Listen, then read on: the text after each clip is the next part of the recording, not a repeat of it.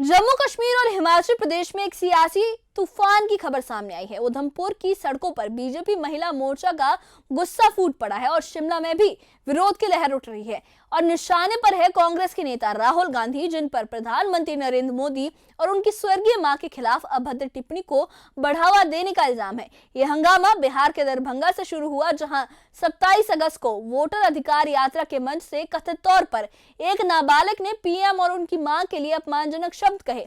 BJP ने इसे कांग्रेस की साजिश करार देते हुए राहुल गांधी से बिना शर्त माफी की मांग की है।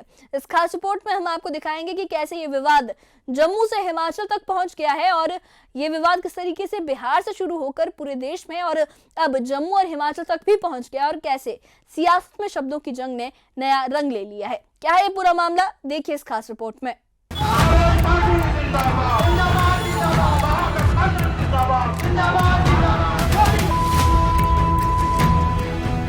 पीएम मोदी और उनकी स्वर्गीय मां के खिलाफ अभद्र टिप्पणी के मामले पर जम्मू कश्मीर और हिमाचल में विरोध की लहर शुरू हो गई है।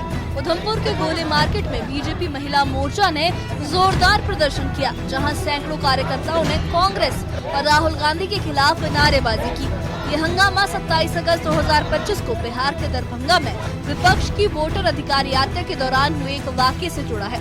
एक वायरल वीडियो में कथित तौर पर एक नाबालिग वक्ता ने पीएम नरेंद्र मोदी और उनकी दिवंगत मां के खिलाफ अपमानजनक भाषा का इस्तेमाल किया। बीजेपी ने इसे कांग्रेस की साजिश करार देते हुए राहुल गांधी से बिना शर्त माफी की मांग की।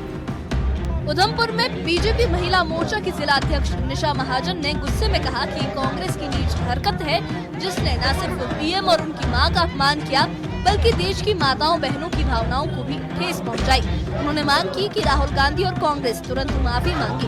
बीजेपी का कहना है कि बिहार में चुनावी माहौल के बीच कांग्रेस ने सियासी फायदे के लिए ऐसी भाषा को बढ़ावा दिया जो लोकतंत्र की मर्यादा के खिलाफ है।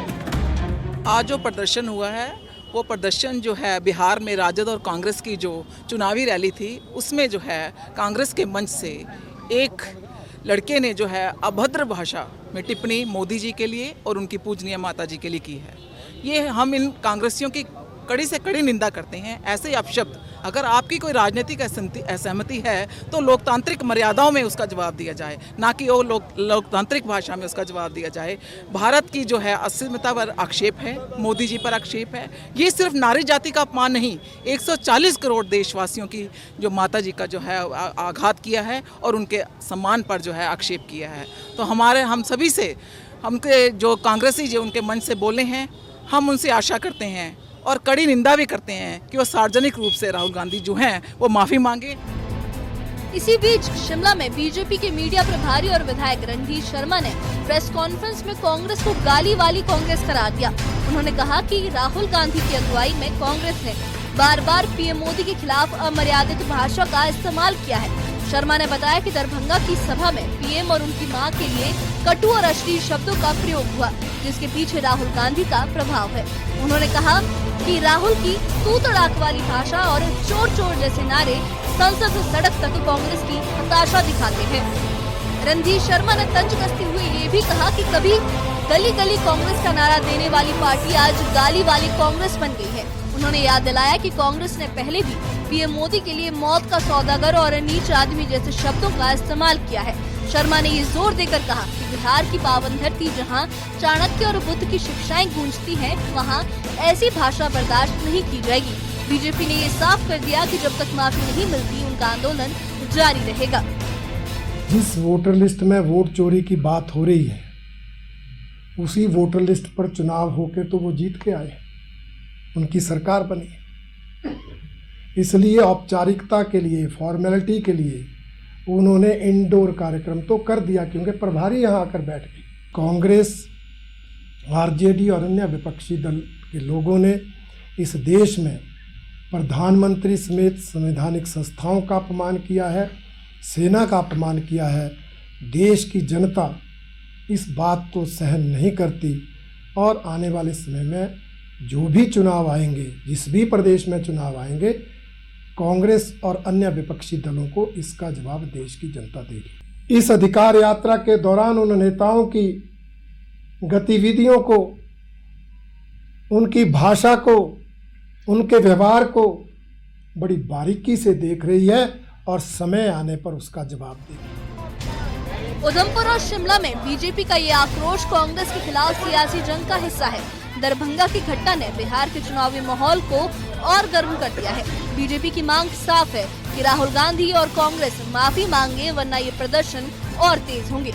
ये विवाद न सिर्फ राजनीतिक मर्यादा की बात करता है, बल्कि ये भी दिखाता है कि सियासत में शब्दों का कितना गहरा असर होता है। Bureau report, news 18।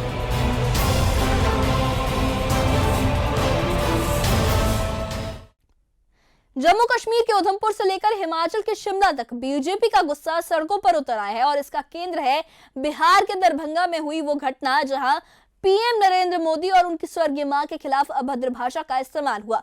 बीजेपी महिला मोर्चा ने उधमपुर में कांग्रेस और राहुल गांधी के खिलाफ जोरदार नारेबाजी की, तो शिमला में बीजेपी नेताओं ने कांग्रेस को गाली वाली कांग्रेस करार दे दिया। बीजेपी का साफ कहना है कि ये न सिर्फ पीएम और उनकी मां का अपमान है, बल्कि देश की हर मां बहन की तौहीन भी है। राहुल गांधी से माफी की मांग और आंदोलन की ये लहर सियासत को और गर्म कर रही है। क्या ये विवाद कांग्रेस को मर्यादा की सीख देगा? क्या बीजेपी का ये आक्रोश बिहार के चुनावी माहौल को बदलेगा? और क्या कांग्रेस माफी मांगेगी? इस बारे में आपकी क्या राय है? हमें कमेंट बॉक्स में अपनी राय जरूर बताइए और इससे जुड़े अपडेट्स के लिए और ऐसी ही खबरों के लिए हमारे चैनल के साथ बने रहिए। हमारे चैनल को सब्सक्राइब करिए। शुक्रिया।